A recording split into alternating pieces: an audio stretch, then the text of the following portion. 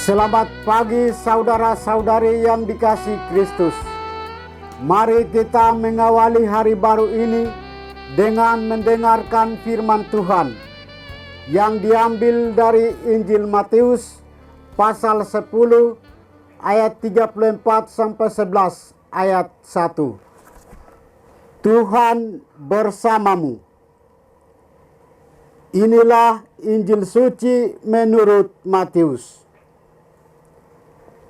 Pada suatu hari, Yesus berkata kepada ke-12 muridnya, "Jangan kamu menyangka bahwa aku datang untuk membawa damai di atas bumi. Aku datang bukan untuk membawa damai, melainkan pedang. Sebab aku datang untuk memisahkan orang dari ayahnya, anak perempuan dari ibunya, menantu perempuan dari ibu mertuanya, dan musuh orang ialah orang-orang seisi rumahnya. Siapa saja yang mengasihi ayah atau ibunya lebih daripada aku, ia tidak layak bagiku. Dan siapa yang mengasihi anaknya laki-laki atau perempuan lebih daripada aku, ia tidak layak bagiku. Siapa yang tidak memikul salibnya dan mengikuti aku, ia tidak layak bagiku. Siapa yang mempertahankan nyawanya, ia akan kehilangan nyawanya. Dan siapa yang kehilangan nyawanya karena aku, ia akan memperolehnya. Siapa saja yang menyambut kamu, ia menyambut aku. Dan siapa yang menyambut aku, ia menyambut dia yang mengutus aku. Siapa yang menyambut seorang nabi sebagai nabi, ia akan menerima upah nabi. Dan siapa yang menyambut seorang benar sebagai orang benar, ia akan menerima upah orang benar. Siapa yang memberi air sejuk secangkir saja pun kepada salah seorang yang kecil ini, karena ia muridku, sesungguhnya aku berkata kepadamu, ia tidak akan kehilangan upahnya." Setelah Yesus mengakhiri pesannya kepada ke-12 muridnya, pergilah ia dari sana untuk mengajar dan memberitakan Injil di kota-kota mereka. Demikianlah sabda Tuhan. Saudara-saudari yang dikasihi Kristus, tema renungan kita hari ini adalah damai atau pedang. Saudara-saudari, hari ini gereja memperingati Santo Bonaventura, uskup dan pujangga gereja. Dari sekian banyak gelar Yesus, salah satunya adalah Raja Damai. Tetapi mengapa dalam sabdanya hari ini, dia justru mengatakan, "Aku datang bukan untuk membawa damai, melainkan pedang."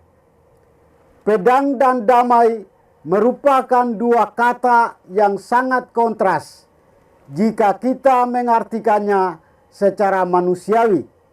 Tentu kita akan menolak kata-kata Yesus tersebut. Rasanya tidak mungkin seorang pembawa damai akan menjadi pembawa pedang.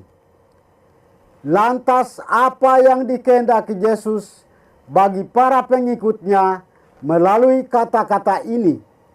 Yesus sebenarnya ingin menekankan bahwa menjadi pengikutnya bukanlah sesuatu yang gampang, yang mudah, yang ringan, dan yang enteng.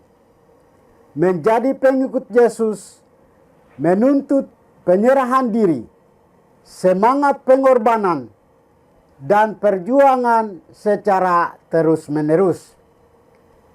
Menjadi murid Kristus berarti mewartakan kebenaran.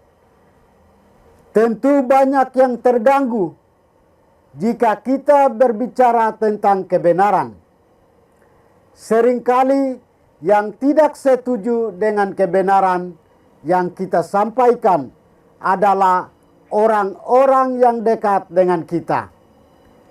Disinilah kita harus memilih, terus menyampaikan kebenaran atau memilih untuk diam, agar relasi dengan orang dekat kita tetap terpelihara.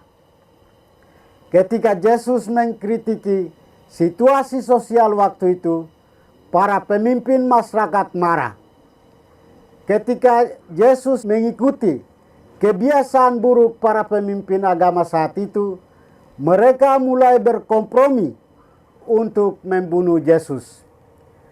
Hal seperti ini akan terus terjadi dan menimpa para murid Yesus yang sungguh-sungguh mengikutinya.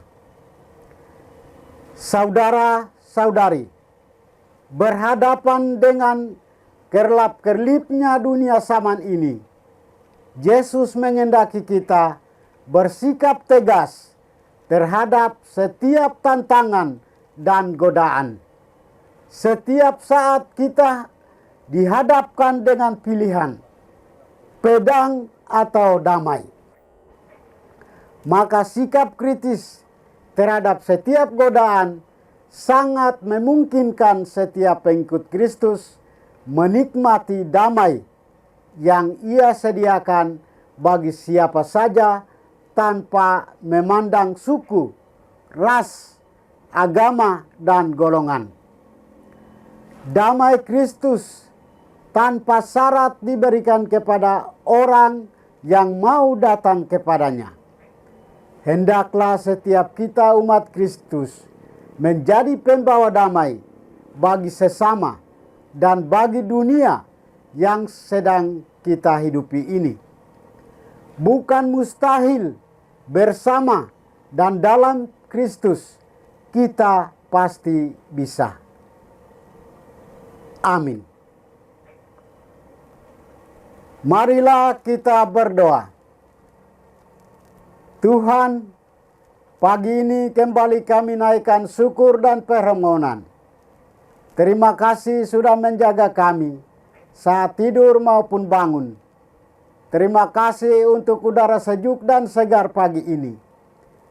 Bukalah mata hati kami, mampukan kami memandang kemurahan dan karya-Mu, serta memuji dan memuliakan-Mu melalui pekerjaan dan pelayanan kami hari ini. Bimbinglah kami selalu untuk menyadari kesalahan kami dan bertobat, sehingga kami sungguh rendah hati, mau membuka hati dan siap menerima rahmat-Mu yang tinggal dalam hati kami. Kristus terang dunia, berkatilah keluarga kami, jadikanlah kami alat kasih-Mu, dan pantaskanlah kami menjadi hamba-Mu yang setia. Demi Kristus, pengantara kami. Tuhan bersamamu. Semoga kita sekalian, orang-orang yang kita kasih dan doakan, seluruh aktivitas kita hari ini dilindungi, dibimbing, dan diberkati oleh berkat Allah yang Maha Kuasa. Dalam nama Bapa dan Putra dan Roh Kudus. Amin.